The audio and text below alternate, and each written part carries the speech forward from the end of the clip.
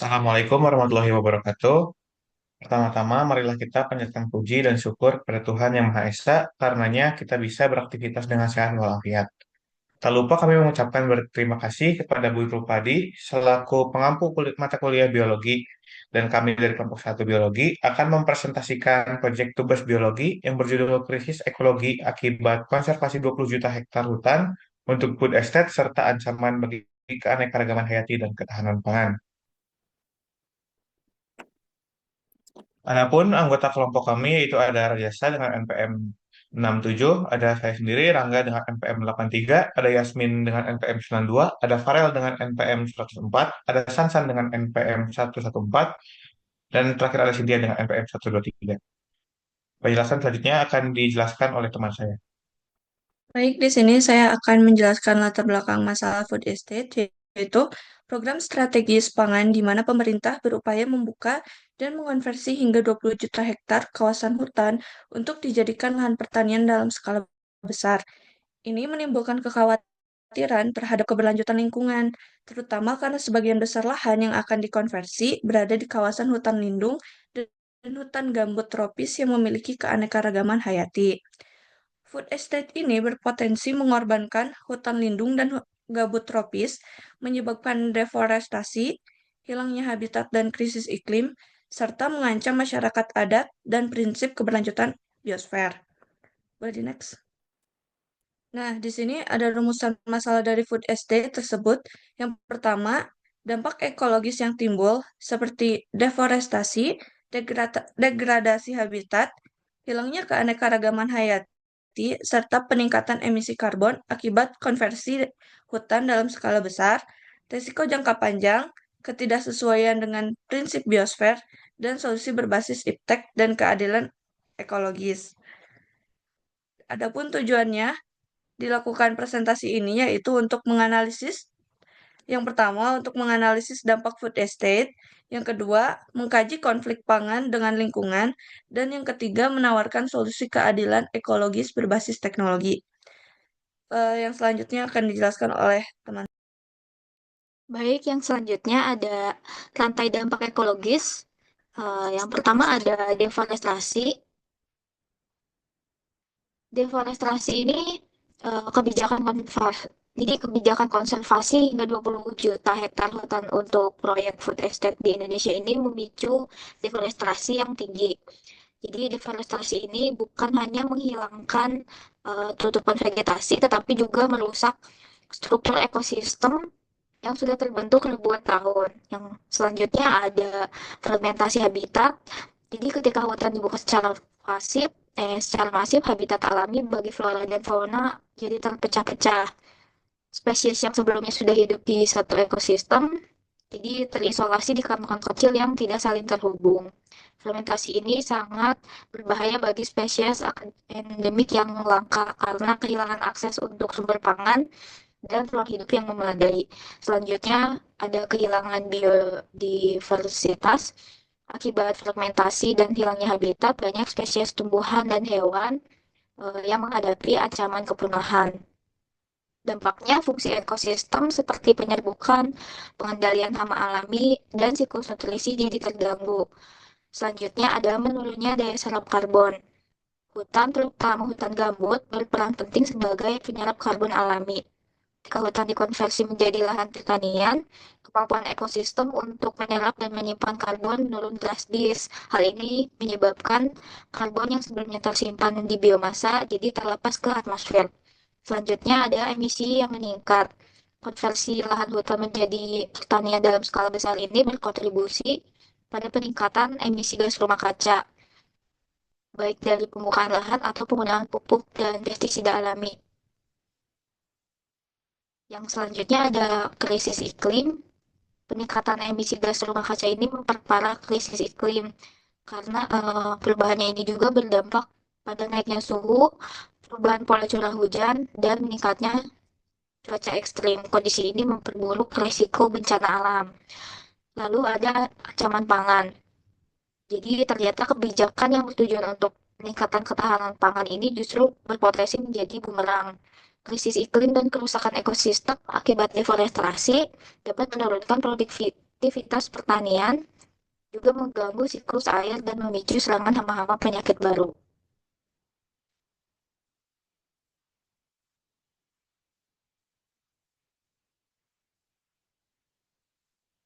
Oke, jadi krisis ekologis akibat food estate bukan sekedar teori, tapi ini tuh nyata terjadi di beberapa daerah di Indonesia.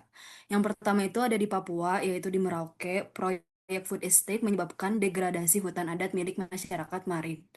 Tanpa adanya konsultasi publik, tanah-tanah leluhur sakral dijadikan area budidaya masif. Akibatnya, hak tanah ulayat dilanggar dan masyarakat adat kehilangan akses terhadap sumber pangan dan identitas budaya mereka. Terus juga yang kedua itu ada di Kalimantan Tengah. Di Kalimantan Tengah, food estate dilakukan di atas lahan lunak yang sangat sensitif dan rentan. Dampaknya mencakup penurunan muka air tanah, kebakaran lahan lunak atau basah, kehilangan sumber pangan lokal yang sebelumnya tuh bergantung pada ekosistem lahan lunak. Nah, dari kedua kasus ini tuh nunjukin kalau misalnya pendekatan yang tidak kontekstual dan tidak berbasis ekologi bisa berujung pada krisis sosial dan ekologis. Boleh di next. Nah itu. Jadi krisis ini tuh tentu saja ya nggak berdiri sendiri, tapi juga ada rangkaian efek yang saling terhubung. Yang pertama itu deforestasi menyebabkan emisi karbon, pemanasan global, terus menyebabkan perubahan iklim, dan menyebabkan gagal panen, lalu terakhir yaitu krisis pangan. Artinya, sebuah kebijakan yang terlihat hanya menyasar pada peningkatan produksi, ternyata menyulut efek berantai yang merusak seluruh tatanan ekologis dan sosial secara sistematik. Boleh di next. Nah, lalu bagaimana kita bisa mendeteksi dampak ini tuh lebih dini gitu? Melalui studi ekologis, kita bisa mengenali indikator perubahan lingkungan. Yang pertama itu ditemukannya burung air di Taman Nasional Alas Purwo. Digunakan ini tuh sebagai indikator ekologis karena sensitif terhadap perubahan kualitas habitat mangrove dan perairan pesisir. Terus yang kedua itu ada gastropoda atau keong laut yang ditemukan di Teluk Bintan. Ini tuh digunakan untuk memantau kualitas lingkungan perairan. Jadi penurunan jumlah dan keberagaman gastropoda ini tuh nunjukin kalau misalnya adanya pencemaran atau perubahan drastis pada ekosistemnya. Studi-studi ini tuh menunjukkan bahwa pendekatan konservasi berbasis ekologi penting, khususnya untuk wilayah pesisir dan sungai yang menjadi penyangga utama ketahanan pangan lokal. Selanjutnya akan dijelaskan oleh teman saya. Menjawab krisis ekologi akibat food estate. Food estate yang dijalankan secara masif masih seringkali mengabaikan daya dukung ekosistem lokal dan berdampak pada degradasi lingkungan.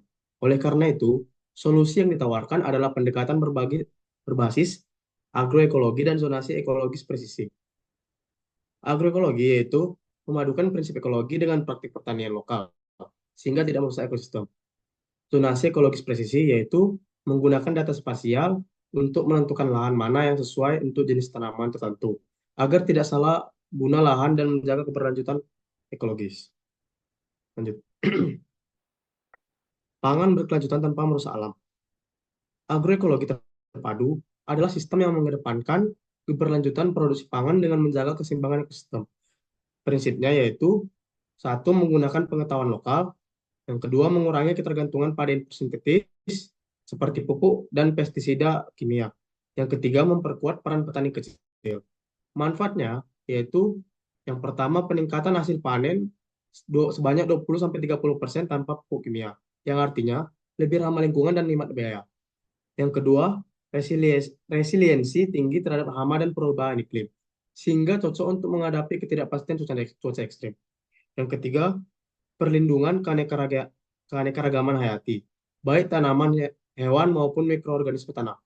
Yang keempat, adaptasi lebih baik terhadap pasar dan iklim, karena sistem lebih fleksibel dan mandiri. Berikut 3 contoh nyata penerapan agroekologi yang terbukti efektif. Yang pertama, tumpang sari.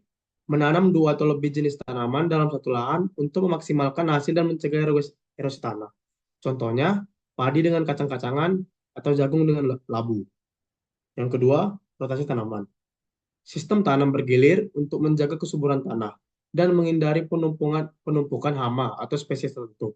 Contohnya, menanam jagung di musim pertama, kemudian kedelai atau sayuran di musim berikutnya. Yang ketiga, agroforestry, menggabungkan tanaman pangan dengan pohon-pohonan, kadang juga peternakan. Manfaatnya, meningkatkan pendapatan petani, mengurangi risiko gagal panen, dan memperkuat ekosistem.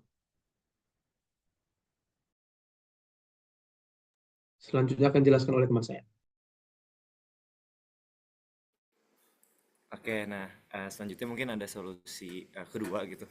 Ini berhubungan sama solusi pertama nih, tentang pendekatan ekologis, yaitu pemetaan zonasi ekologis berbasis teknologi. Dan mungkin dari zonasi ekologisnya dulu. Zonasi ekologis itu merupakan proses klasifikasi ruang berdasarkan kesesuaian biofisik dan ekologis suatu wilayah terhadap jenis penggunaan tertentu, bisa pertanian, bisa untuk kehutanan ataupun untuk konservasi. Nah, manfaat dari penerapan ini itu apa? Yang pertama, yaitu bisa mengoptimalkan produksi gitu tanpa perluasan lahan baru. Dan ini tuh sesuai dengan topik yang memang kita angkat karena adanya isu deforestasi hutan itu untuk ketahanan pangan. Yang kedua adalah meningkatkan akurasi perencanaan lahan, menentukan lokasi pertanian yang optimal dan sesuai ekosistem. Terus ada mencegah kerusakan lingkungan akibat salah alokasi lahan, dan terakhir mendukung kebijakan berbasis data atau evidence based policy. Oke, mungkin selanjut ke slide selanjutnya. Nah, tadi kan seperti singgung gitu. Ini tuh zonasi ekologis presisi yang berdasarkan teknologi. Nah, teknologi yang kira-kira bisa digunakan untuk ini tuh apa? Yang pertama, ada citra satelit. Intinya, output dari citra satelit ini tuh berupa data lahan-lahan kalau dalam konteks pertanian berarti lahan-lahan pertanian. Dan selanjutnya adalah sistem informasi dan geografis. Ini tuh platform yang bisa menggabungkan dan menganalisis data spasial dari berbagai sumber. Nantinya outputnya kita bisa membuat peta zonasi yang interaktif berdasarkan ketinggian, curah hujan, tekstur tanah, hingga potensi erosi dan banjir. Langsung ke selanjutnya. Nah, itu ada support vector mesin. Ini tuh algoritma gitu, salah satu bidang dalam machine learning. Intinya output dari si SFM ini itu tuh berupa garis yang disebut sebagai hyperline, itu garis pemisah antara dua kemungkinan. Sebagai contoh, studi kasus ketika pada sebuah lahan, kira-kira nantinya ini suatu lahan akan dinilai cocok atau tidak gitu untuk melakukan pertanian. Dan selanjutnya adalah big data dan cloud computing. Intinya mah big data ya tempat nyimpan informasi-informasi yang mungkin tadi udah disempet diambil dari citra satelit. Dan cloud computing ini tuh untuk bisa lebih fleksibel, nggak terpaku pada komputer yang besar dan memakan memori besar gitu. Dan dari keempat ini tuh jadi saling melengkapi satu sama lain. Nah, mungkin selanjutnya. Nah, ini ada studi kasus gitu. Gimana zonasi ekologis presisi ini tuh diterapkan di Pulau Jawa sendiri. Akurasi klasifikasinya mencapai 86,46% dan ini tuh bisa menghemat hingga 510.000 hektar are gitu dalam pemanfaatan lahan. Lanjut ke Majalengka, itu zona PFBA itu 33,50%, 59% inti, 36,43% pinggiran. Dan di NTT ada 47,93% cocok untuk pakan kering. Dan skala yang digunakan di NTT sendiri itu sudah sangat bisa dibilang sudah sangat detail gitu, 1:50.000. Nah, itu untuk studi kasusnya. Dan selanjutnya mungkin akan dijelaskan oleh rekan aku. Jadi kesimpulan yang kami dapatkan yaitu konversi hutan secara masif untuk proyek food estate telah memicu krisis ekologis yang ditandai dengan adanya deforestasi, hilangnya keanekaragaman hayati, gangguan iklim, serta ancaman terhadap sistem pangan. Adapun untuk mengatasi krisis ini, diperlukan pendekatan agroekologi yang berlandaskan ekologi dan keadilan sosial, serta penerapan zonasi ekologis berbasis teknologi untuk memastikan pemanfaatan lahan yang sesuai daya dukung lingkungan. Nah, jadi saran untuk kami yaitu gunakan tugas sebagai latihan untuk berpikir kritis. Yang kedua itu kelompok kerja harus kompak dan tepat waktu. Dan yang terakhir mahasiswa perlu aktif menyuarakan isu lingkungan. Baik, mungkin sekian yang dapat kami presentasikan. Kurang lebihnya mohon dimaafkan. Wabillahi taufiq wal hidayah. Wassalamualaikum warahmatullahi wabarakatuh.